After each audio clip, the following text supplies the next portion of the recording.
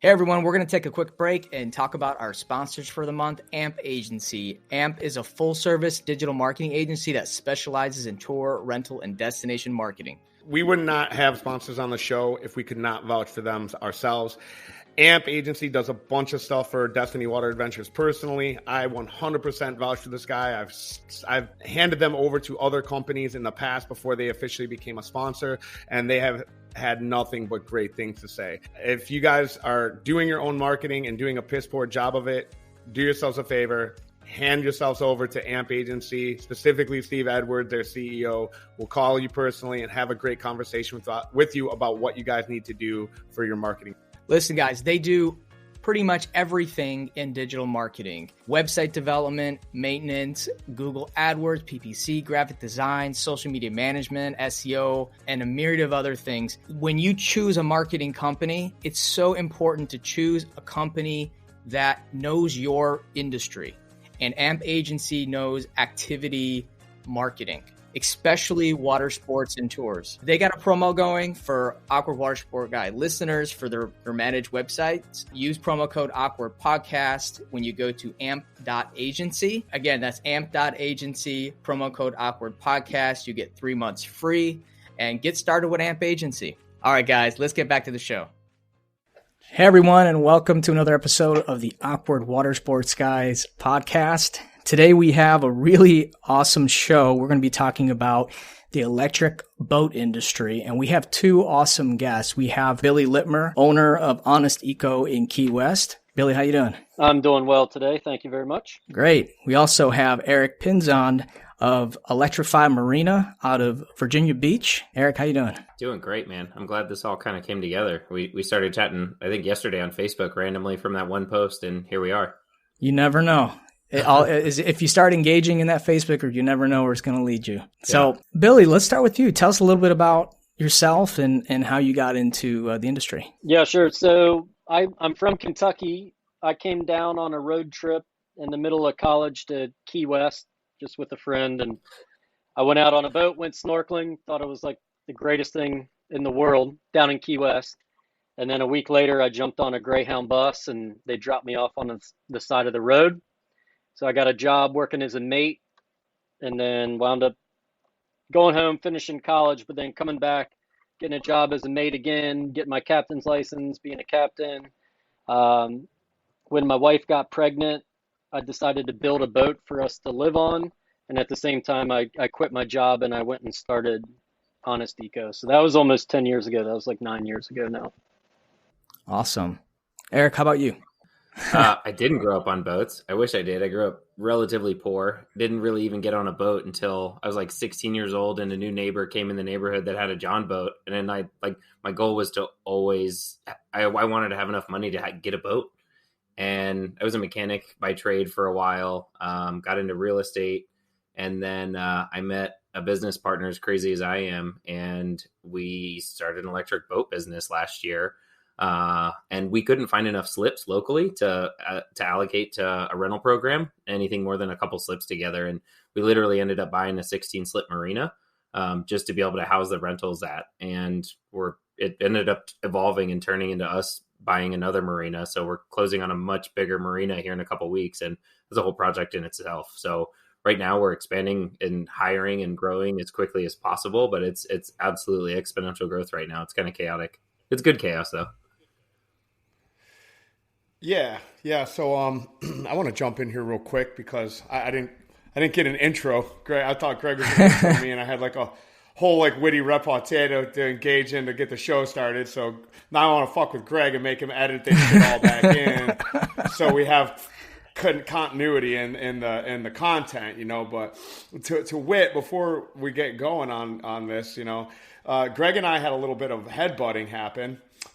Because Greg wanted to bring on Erick, and then I was like, electric boats, I want to bring on Billy, and then we were kind of arguing a little bit, which me and Greg never do. So there's like a war of the electric boat guys right now, and honestly, man, like when I was like when he was like electric boats, I was like, I don't want to talk about electric boats, you know what I mean? I'm like, wait a minute, okay, maybe there's something here, because I'm a gas powered guy, you know. It's not that I don't care about the environment, it's just that I care about money more. And you guys are like not laughing at me because you guys are electric powered boat guys, and you guys are like, Kevin, you're an asshole. But listen, we can get in the whole politics side of things anyway. So first of all, guys, thank you guys for coming on and doing the show, man. Like Eric, I don't know you from Adam, so I'm really excited to get into your story. We don't do these like roundtable things often, so let's hop into it and I'm going to start with you, Eric, because you're not my guy, and so we're gonna do a little swap here, a little, you know what I mean, a little tingo tango. Why electric boats, man? Like, why not just gas powered rental boats? And if it's not broke, don't fix it. Why crack that egg? We won't go into if it's not broke, don't fix it. But I was a big gearhead for quite a while. Fox body Mustang, old Camaro. I rode in a Tesla Roadster in 2012. I was a mechanic at BMW at the time. Had a 500 horsepower BMW. Like, making great money as a tech there. Life was amazing. And I had a buddy that convinced me to ride in a Tesla Roadster. And I'm like, no way, man. I rode in a Prius. I rode in a Nissan Leaf. Like, EVs aren't for me. They're garbage. And I rode in a Tesla Roadster outside Capitol Hill, and I floored it, and it blew my mind. And at that point, I realized BMW didn't know what the hell they were doing, and this company was going to eat them alive if they survived. And I threw Tesla my resume, joined them for the biggest roller coaster of my life, from just moving around the country with them, different roles with them, did a lot of EV education. And like, don't get me wrong, EVs aren't for everybody. They're not for every application. But they're fun, and like operating costs, maintenance, longevity, like they're there. And anyway, there's a lot of pros and cons to it, but they're not for everybody. But I was kind of sold on it, and I started doing Turo, car rental stuff on the side. I've been doing it since 2015, before it was cool. And I left Tesla, and holy crap, 2 years ago to the day, March 16th, I left Tesla 2 years ago. Once we built up enough real estate, I had a 12-car Turo fleet, and we ended up opening a deli with somebody else. We helped them open a brick-and-mortar deli, and I was kind of just over it at that point. I'd spent a hell of a lot of time at Tesla. I worked 80 hours a week for 7 years and was just burnt out of the W-2. And I said, I don't know what I'm going to go do, but it's not working for somebody else. And got out of there, and for a while, we had a ton of land under contract to do solar panels and hemp. I'm talking like hundreds and sometimes 1,000 acres. Trying to put solar and hemp on, and you wouldn't believe the people that come out of the woodwork to fight that stuff. Wasted a bunch of money in a year of my life on that, and then a couple more rentals, and then this Marina and boating opportunity came into play. And mind you, like, I still wasn't a big boating guy. I always wanted to go on boats. I started sailing with a friend on, weekly sailing races that were an absolute blast. I was such a amateur in sailing that I was learning something new every single time we went out. I was having so much fun. And then me and her ended up buying this little marina and doing boat rentals out of it. And I interviewed probably about a dozen boat rental companies. Only 2 or 3 of them were electric boats. And I, looking at these guys' numbers, I was paying them. I was like, hey, $100 for an hour of your time, but I want to see your books. I want to see how viable this is.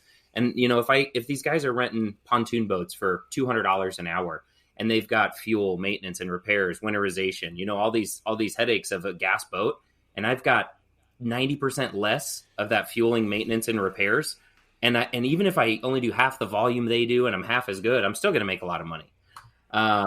And and these boats that we're doing, I'm not sure if you guys looked at our website. Most of them are slow boats. They're 5-6 miles an hour. So it's low liability, low risk. If they do hit something, it's going to do a little bit of fiberglass damage. They're not hitting someone at 30, 40 miles an hour, killing people. I gotta stop you, man. I gotta stop you because I've been in the business a long time, bud. And I don't want to, you know what I mean? I'm not here to joust with you. I want to know your story. So I get that whole business side of it, but I mean, like, looking at someone's books, there's so many things that go into this. And I'm not going to say that your business model is broken. I can tell you from 6 years of verifiable income that my model is most certainly not broken. I know where the white meat is on mine and the scalability of it and all that. So for a nickel's worth of free advice from a guy that's been in the industry quite a long time, not the electric boat side. I mean, don't get me wrong. I definitely think there's something there. I think the marketing hook is more of a curiosity than anything. There's a lot of things that play into that, like, rather than just a commoditized business, how those businesses are branded, where they're located. You can look at 10 sets of books and get 10 different stories from different operators, and your market, their model, their marketing, all of that, dude, it's not going to paint an accurate picture. To your second point, I want to touch on your churro thing. I don't know if you're using Boat Setter or platform as a basis for how you, thank God. Okay. Cause I use churro too. Yeah. And I don't, you know, I use a little bit of churro, but I definitely don't, cause I have a Jeep rental and a van rental business as well. And I don't fuck with platforms. So I just wanted to make sure. I mean, we use them, but nobody sets my prices. I dictate my prices, and my marketing dictates that. So I just wanted to I kind of got to challenge you a little bit on that. But specifically electric boats, I just want to make sure I get this. So specifically electric boats, you just like you like the business model, you like the marketing hook, you had the pedigree at Tesla, and it just seemed like a new, innovative way to like bust in the industry and have something cool and neat and sort of maybe like be a disruptor. Would that be like an accurate assessment of like why you got into that? Pretty close. Yeah. I would say so. And I saw it as me being willing to get in the industry, because if I was going to rent gas boats that went 20, 30, 40 miles an hour, I'm not interested. And there, we've got tons of charters around here. You know, there's people doing boat rentals already with 200 horsepower pontoon boats all day. I didn't want to have to compete with those guys. Yeah, we've got these slow, leisurely picnic boats that you're just cruising on the river. And as far as the broke don't fix it, I was talking about gas propulsion, not your business model. No, 100%. We got no argument on me. So I know Billy's going to chime in here, man, because I know this is a huge passion thing that Billy's all about, and I mean, he sold me on the whole electric thing, man. So I'm gonna let him tear me apart here, because I know he's chomping at the bit to come after me probably. So why did you pick electric? I know your story, but why did you pick electric? Why did you do what you did? Yeah, so I was operating a 6-passenger maximum boat. It's called a 6-pack boat. And I was ready to grow, but I didn't want to just keep adding more and more 6-pack boats. It's an easy sell if you're selling head trips and you say there's only going to be 6 people on the boat. But you get into issues with staffing, and then also you wind up, what do you have, four boats surrounding dolphins instead of potentially one boat with 24 people on it or something like that. I did that math on the fly, by the way. So that was what led me to want to go certified boat. And then there's not really production. I mean, there's Corinthian cats out there, but those are, I don't know. I think I don't like them. I'll just say that. I don't like Corinthian cat boats. So that basically left you at building your own boat. And so that's how we got into the design and construction of it. The naval architect is actually the one who suggested that the platform could handle electric because of our size range. And then also we were willing to give it a try. Our company name is Honest Eco. And so we were trying to, be as environmentally friendly as possible. Not perfect, but as possible as the business and industry allows. We are a for-profit company. We're not a non-profit. We don't get donations or anything like that. So yeah, that's how we got started on the electric boat. And then I moved out to California to work with a boat builder out there named Joe Kitchell. He's an awesome builder, and he was willing to take on the project. He was also interested in the electric boat part too. So it took us about a year and a half. Go ahead. Really quick, you're saying building a boat. This is not like you're getting a hull and doing a repower with electric. You're building a full-on custom boat, like a full redesign? Yeah, we built the molds and everything. Yeah, so totally from scratch. We had drums of epoxy and rolls of carbon fiber and glass and all that stuff. Well done. Hats off to you. So yeah, it was an experience. It was a lot of fun, but it was also pretty challenging too. So it took us about a year and a half to build the actual boat. And then it took us a year and a half to get it certified to carry more than 6 passengers. So that was, like I said earlier, the certification was 3 years ago today.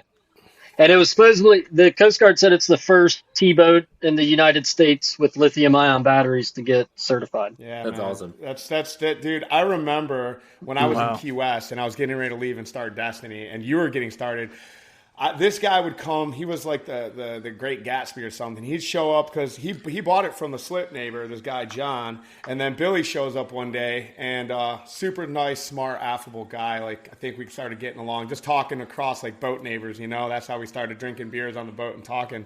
And then, man, he would come back every 3 months, like more haggard and just like, oh my God, man. Like the first 2 years, we were talking when we were both building our business, and, fortunately we lost touch for a little bit. And I say fortunately because I'm assuming you guys are doing great, right? You so much challenge and so much adversity in Key West during COVID and all that we talked about during that time. But I'm assuming you guys are killing it right now, right? Yeah, COVID was scary for sure. Being in tourism during COVID, and especially our tourism, we take strangers on the boat together. So I remember sitting down at one point and thinking like I might be like tourism as we know it might be over, and I may have missed that window, may have closed on me because the boat just got certified literally the day that the Coast Guard shut us down. So I never even had a month of operating as a certified boat.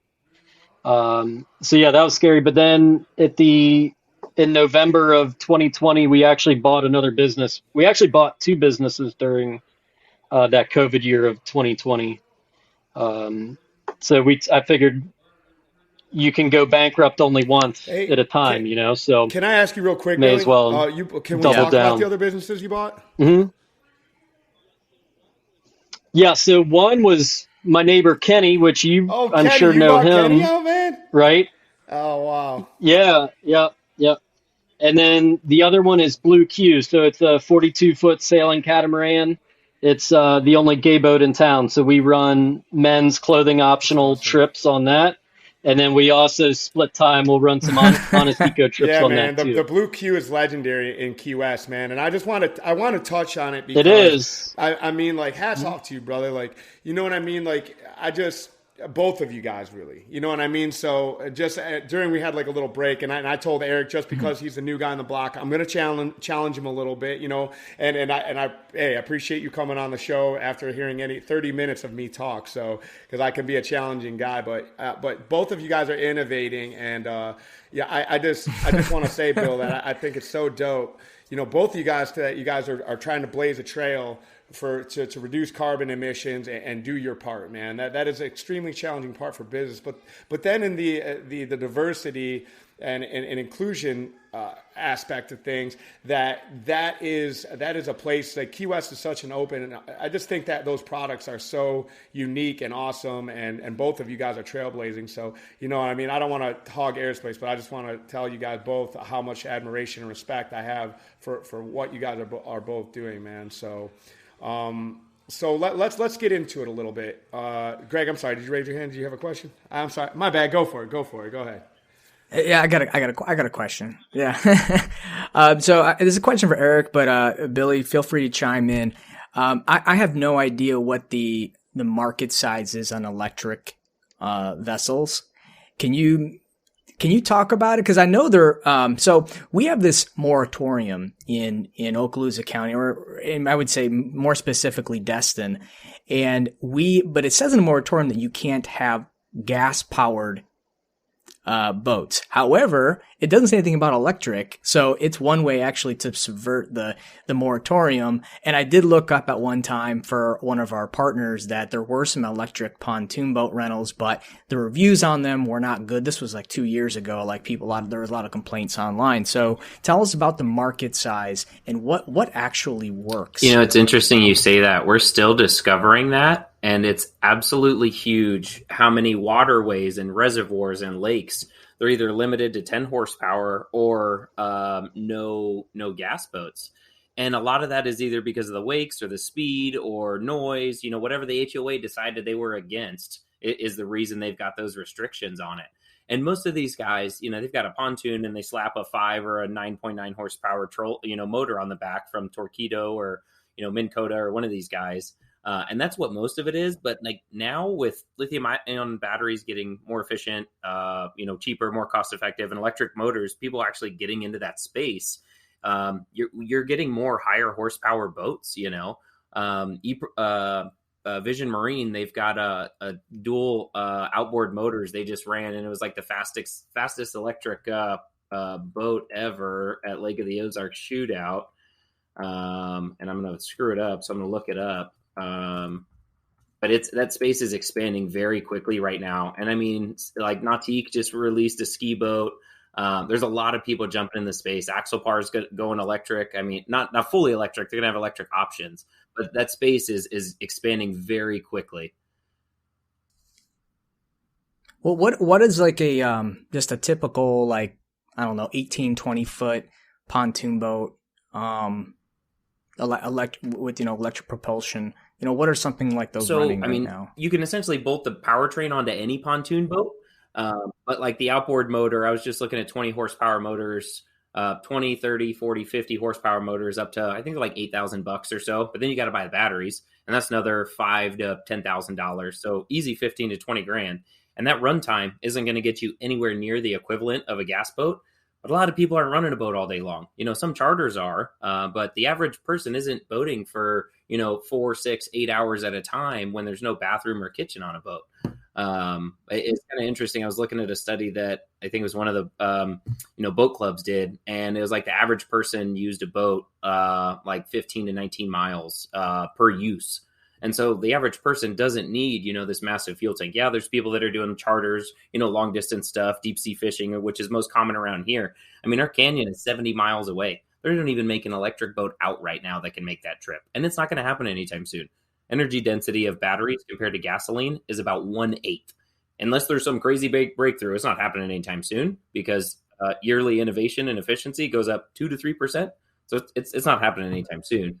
Go ahead. How far do you think that our industry is to seeing more of these electric boats more mainstream? Like you and Billy are, the early adopters of this. But when do you think Billy, this becomes mainstream? 10 years, 20 years? Billy, what are your thoughts? Yeah, I don't know that it does become mainstream. I think that there are some use cases where it makes sense, but I think the weight of the batteries is so much, and the expense is so high, and the charging infrastructure is such a challenge that I don't actually know. I don't know. Gallon gas, man. 30, $10, 50 years. $50 years, like happens. When they want you to. I mean, 100%. When the tax breaks for all the fucking EV companies start to kick in, and this whole marketing cycle gets pushed, and the money can be made. Because at the end of the day, gentlemen, this is all a fucking marketing hook. The federal government is not, nor is fucking privatization, nor is fucking Elon, for that matter, in the business of saving the fucking manatees, all right? This is money, and it's always money. And that's why when you said, Eric, you're like broken model, I was like, oh yeah? Oh my God, let's take a look at my balance sheet, man, see how we're doing, you know what I mean? Not to say that you're you know what I mean, but juice squeeze. And to answer that question, I believe is once it makes economic sense, and you guys know better than anybody because you know the costs associated with it. Now, let me ask you this question, Billy. Both of you guys. Well, I can't ask you, Eric, because you haven't got through your first year. But, Billy, if you could, minus the environment impact stuff, but strictly from a monetary standpoint, if you wanted to make more money, would you have a Corinthian? It doesn't lend itself to my brand or marketing. So, no, I would do a custom boat no matter what. I mean, we're getting ready to build another boat out of the same hulls and everything, but we're going to do gas outboard. That is what answered my question, because so it's a question of commoditization, not branding, brother, me and one of my other partners argue about brand versus commodity all the time. I'm the biggest brand guy on the planet. So 100%, you know what I mean? I think you're making a great play with your brand. Electrified, Marina, you guys are doing the same thing. You guys are hooking into a brand. You're not being a commodity. I fully support that. But I feel that over the business life cycle that you've got to support that. You know what I mean? And then to that point, this is why I sort of shake my head at electric right now, or I'm standoffish, because in the next boat that you build, it's got to be electric because the infrastructure isn't there. And so like now I can only imagine that when things break, it becomes incredibly challenging to get those things fixed, or at least the amount of back order product that you have to have on hand if something breaks. So you can tell me, like the op side of it, like how difficult or how challenging is this when you don't have a mechanic in town that can work on it? Well, better question, Eric. For Eric, if you weren't a mechanic, would you Billy, my still question consider first, and then Eric, don't you hijack boats? my fucking question. Don't you try and jump my guy and try and rig the fucking guy fight, bro. And I'll tell you who will win that one right there.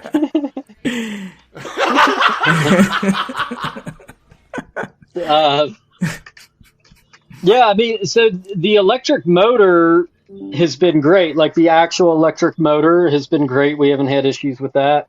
The batteries require cooling, but the actual batteries are made by a company called Northvolt. It's former Tesla employees that started it. What's the actual company? battery? Northvolt, and those have been great, but it's been brutal. It's been brutal. I don't know. There's not really another way to describe it besides brutal. The Coast Guard certification process was much longer and harder, which that adds to it for sure. And then it's just broken constantly. It's been very challenging.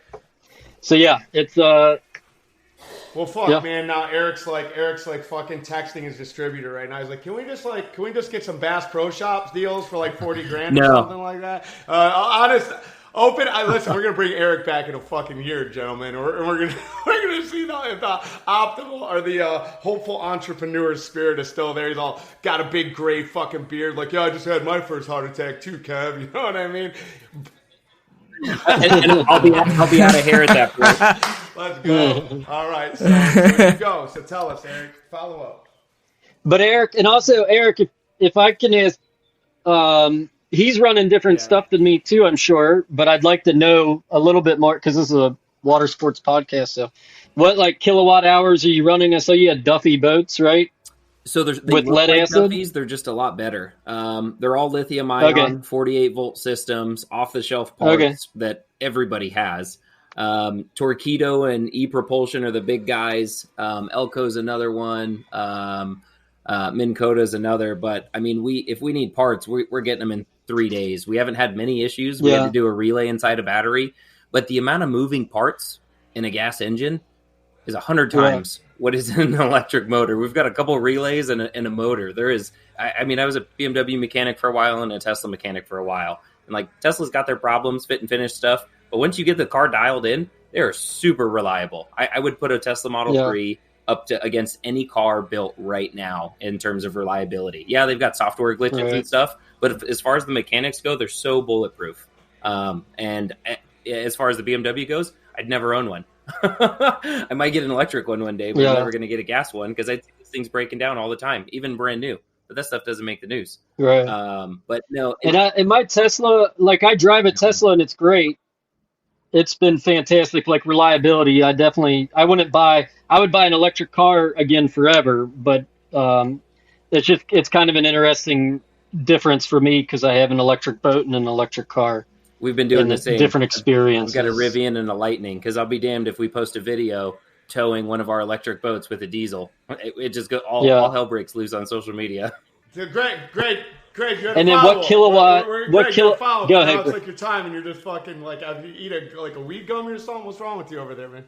Hold on, I didn't finish answering Billy's questions. So the 48 volt systems. No, it's all good.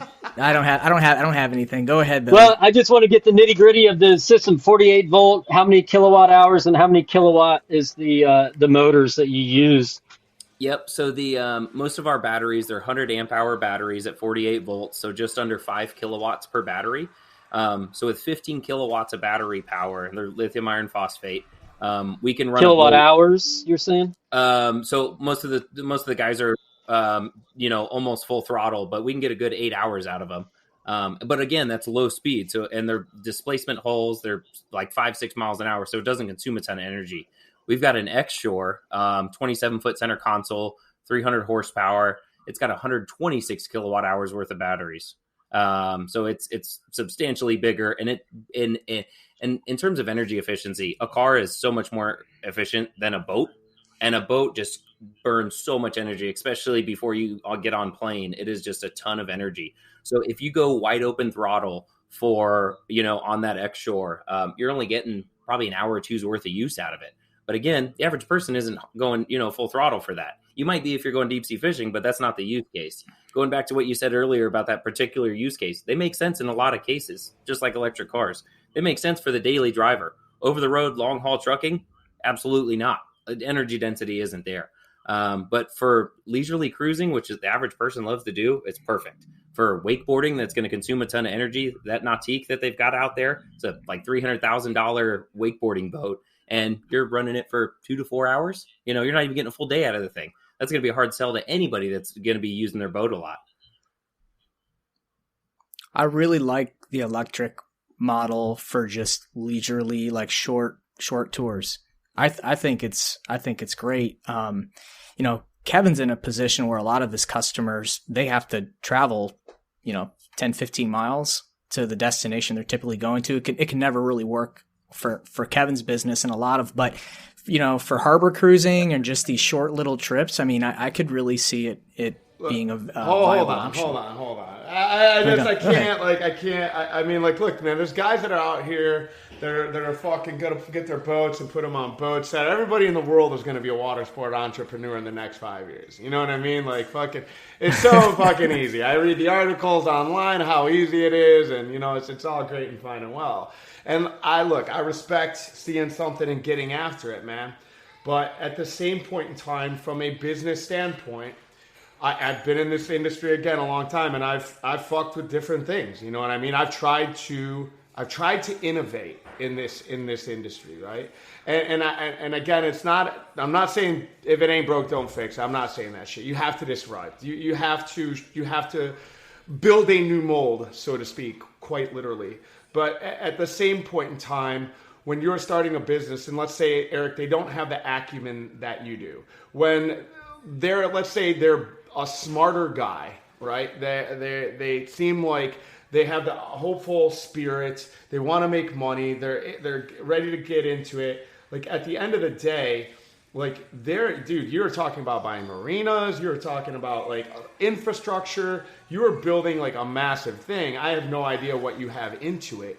But for the guy that's getting started, that thinks that they're going to put an electric boat in the water and it's going to be so neat. Well, you can talk to the electric wake surf guys or the jet surf boat guys or the flyboard industry or one of the other tons of things that have come and happened on the water that have just completely been demolished because they do not work. I know. I fucking got into a bunch of them and they did not work. They seem neat ideas, but neat ideas are very rarely scalable, and are they tenable? So when you're looking again at your business life cycle, you have to see what works. So Eric did a ton of due diligence on this. It sounds like he put a ton of money into it, and maybe he's ready to lose money for 2 or 3 years. But if you're listening to this and you're like, man, I'm going to splash an electric Sea-Doo or whatever it is, a fiberglass jet boat in the water, and this neat, cool curiosity that you find to be fucking cool, that you're going to brand and raise up the entire industry and change 40 years of fucking water sport marketing, you are in for a tough motherfucking row. Okay? And if you have the balls to do it, good on you. But it is a wild gamble because you can look at something that has a proven track record, that has systems and processes, that has infrastructure, and that is systematically profitable year over year. And you can fuck it up 8 ways sideways. Because I'll tell you what, when you're on that fucking water and you don't know what the fuck you're doing, shit gets choppy real fast, man. Literally and figuratively. Wait, you're saying that the hovercraft is not a viable option? Go talk to fucking Frank Zapata and fucking Flyboard, see how he's doing. But my thought is this, and I don't know if you've incurred it, but, can your business run without you 5 years down the road? And B, can your business grow without you 5 years down the road? Because if you have an exit strategy, private equity nor VC wants to fuck with you if your business needs you in it to grow. Right. So we modeled our business off of e-boats rental in Newport Beach. They've been doing it since 2017. They've got 30 boats in the water right now. I'm not going to quote their numbers because they're public numbers, but over 100% ROI. Granted, they've been doing it for years. If I did a quarter of what they did, I'd be ecstatic. They've got a longer season than we do. Their social media is absurd. Like, they're absolutely killing it. But if I did a quarter of what they do, I'd be ecstatic. But they've been doing it with 30 boats since 2017 now, and they've been crushing it. Who's their CEO? Who's their owner? Alex Mungeon. I don't know how to say his last name. Mungeon. But it's the owner of Vision Marine. They ended up buying that boat rental company because they had so many Vision Marine boats in the water. They were doing it so well. Now that's their test bed for, prototyping and all that. But those are the same guys that made that, pontoon with, electric outboards that went 110 miles an hour. And that's the space they're trying to get into now, is the higher horsepower stuff. And it's exciting stuff. But everything you're saying about the infrastructure and all of that, I've been hearing that shit for a decade about electric cars and how they're not viable and they're never going to make sense. And look at Ford and GM and BMW and Volkswagen now. And Tesla is eating them for lunch. I mean, Tesla, just their sales in January, if you look at them compared to every other luxury car maker, and just the sales are just absurd. And people have been doubting they're going to go. And don't get me wrong, they're close to bankrupt multiple times. I was there. It was not good back in 2012, 13. Like, it was terrible. But if everyone is that afraid all the time, we'd never innovate anything, And I don't disagree, but you need a car. You don't need a boat rental, my man. I agree, 100%. Two different things. Yeah, but people also don't need to spend the extra money for an electric car, and they do. It's a premium. They could be driving Corollas, but they're not. What's your price point? $150 an hour to start. That's what we're basing it off of. There's other companies doing it for $200 to $300 an hour and selling out all day long. Our goal is to penetrate the market as much as we can, get the word of mouth out there instead of dumping money into marketing.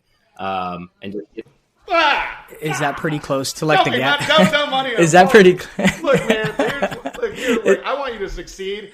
You got an extra 10 grand because I'll just come out and we'll just get you dialed the fuck in, man, and I'll just consult and help you get set up and get you off to the races, man, and fucking. You got to realize these boats go. It's not the excitement, the thrilling thing that a 200 horsepower pontoon boat's getting you. Gas powered boats in your area, Eric, are they selling for about the same price? I mean, they're doing 150 an hour usually, 200 to 300, pretty easy. Yeah, well, it's going to be interesting. I look forward to hearing more about your year. Billy, how are things looking in Key West, man? It's good. It's busy. It's been busy since we opened back up. The hardest part's just finding crew and that sort of thing. I think that it's gotten real expensive to live down here, so that's a big challenge. What are you paying your captains? Wait. I want to get like actionable shit for our audience, guys. Just tell me this, Bill. Marketing wise, like, what are some of the challenges that you face? Okay, and this is even to Eric up here. I mean, I'm sure he's all ears on this stuff, but what challenges have you faced in marketing, and what has won the day on marketing as far as getting asses in seats as it pertains to your very specific niche? Yeah, we are niche, so there definitely has to be a certain volume of people in town for our niche to be able to come out, if that makes sense, right? Like, we don't intend to try to compete with the kind of booze cruise cheaper trips, So our price point is more than double the cheapest ways to get on the water. So we don't try to play in that field at all, But we have a strong brand because we do care and we run a really good trip and we are a values-based business for sure. And that helps us a lot in our marketing. It helps us stand out. So I would say just the amount of people in town, because if can appeal to anybody because you're so cheap, then in October you might still be able to get enough people to get the boat off the dock at least to get trip pay out to your crew and stuff like that. And that can be more maybe of a challenge for us as in the slow season. Or maybe everybody feels that same thing too. I don't know. That's just Billy, do people book with you when they get on your boat? Do they specifically tell you that the reason they booked is because this is a eco-friendly electric boat? Were they looking for that experience? Yeah, definitely. They definitely book us because they're interested in a sustainable minded company and environmental education focused company. And that's our brand. And what, I've got a biology degree, and so ecotourism is something that I always felt like was a way for us to make a difference and for me to make a difference. So we are definitely a values based company, and that's what led us to the electric boat. It's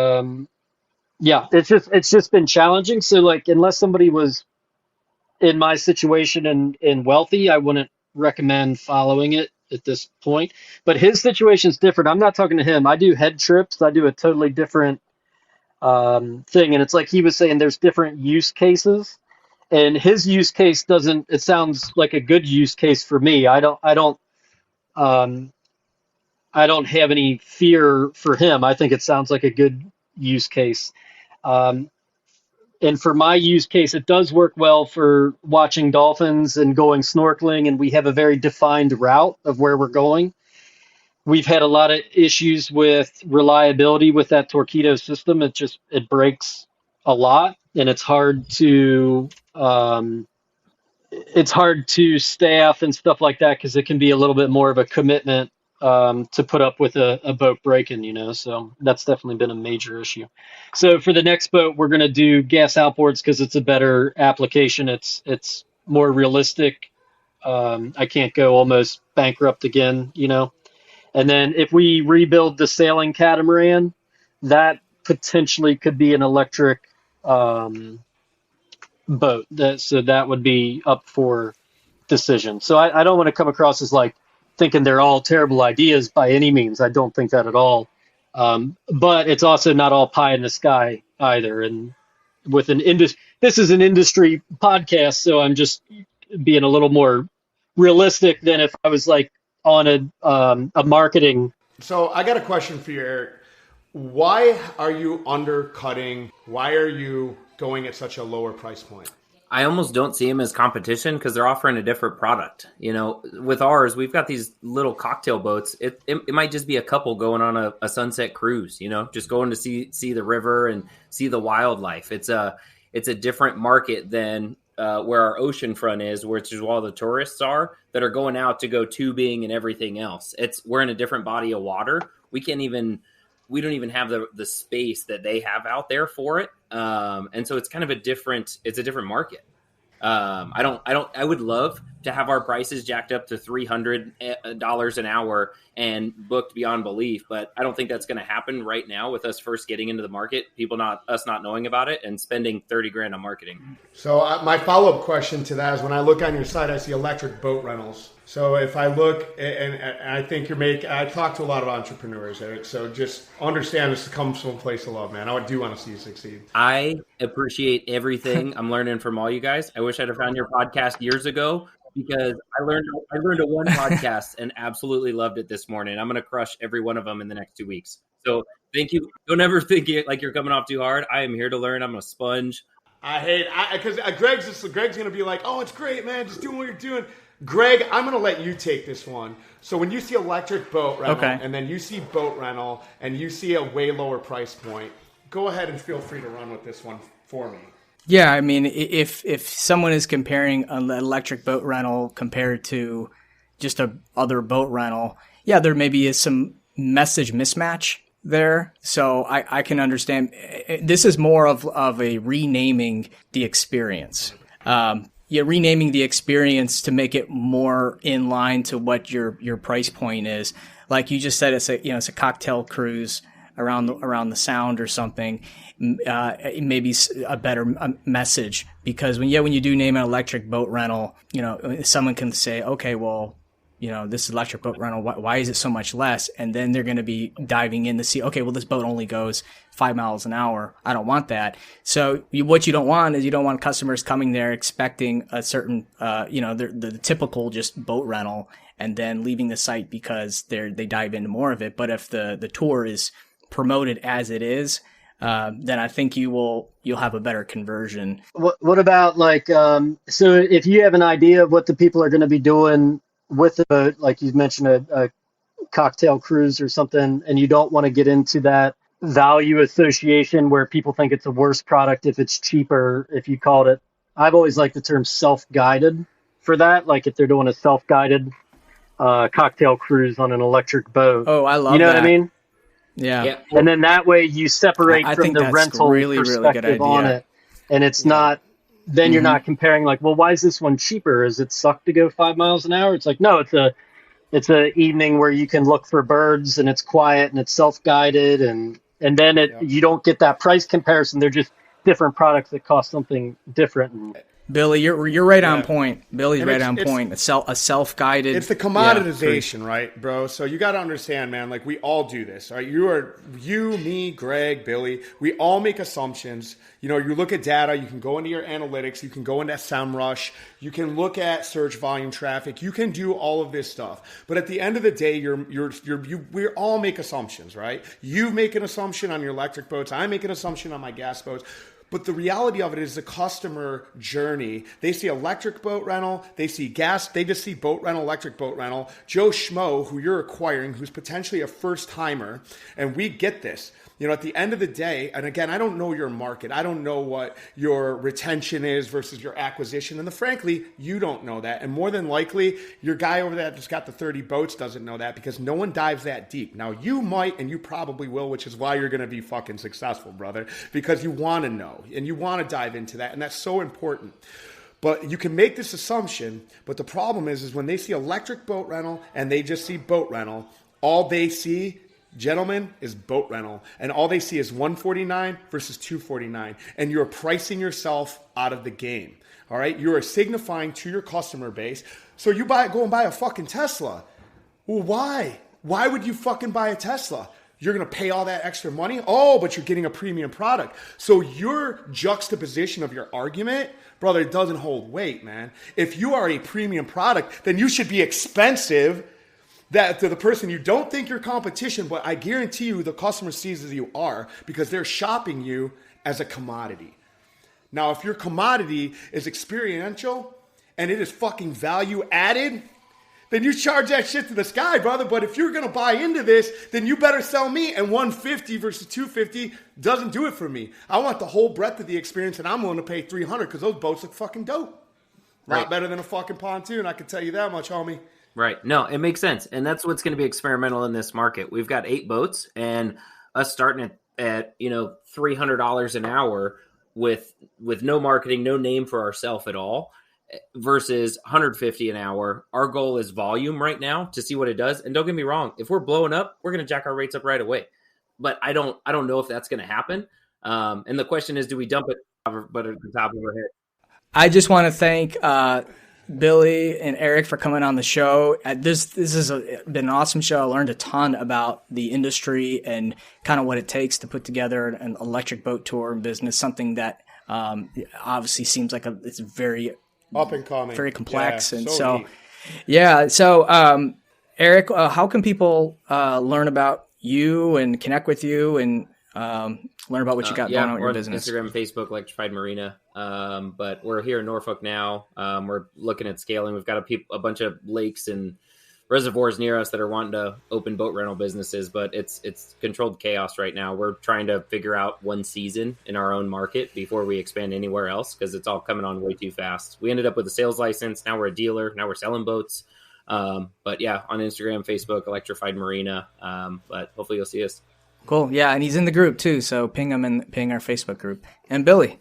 Yeah, Honest Eco Tours are my social handles, and then my email if anybody's interested in, if they're thinking about building a boat for like certification or something, I'm happy to answer those questions and stuff and let people know what I've learned and how to go about it. So that's Yeah, anytime. I get emails all the time from people, and I'll talk to them.